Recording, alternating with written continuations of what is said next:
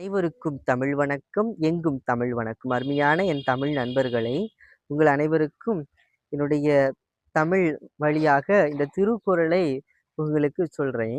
அ திருக்குறள் வந்து ரொம்ப அழகான ஒண்ணு. இந்த 2 வரிகள்ல நம்முடைய வாழ்க்கையே வந்து அப்படியே சுத்தி கொண்டு வந்துடுது. அதனால தான் அத வந்து உலக பொதுமறைன்னு சொல்றாங்க. இந்த வள்ளுவர் வந்து இந்த அதிகாரத்துல ஒரு அழகா மனிதன் வந்து எப்படி சிந்தனை செய்ய வேண்டும்னு சொல்லிட்டு ஒரு அழகான குறள் சொல்றாரு. அத பார்ப்போமா? "எண்ணிய எண்ணியாங்கு எய்துப எண்ணியர் திண்ணிய ஆகபெறின்" அப்படின்னு சொல்றாரு. எண்ணம் கொண்டவர் உறுதியுடையவராக இருந்தால் எண்ணியவற்றை எண்ணியபடி பெற முடியும் அப்படி சொல்றாங்க.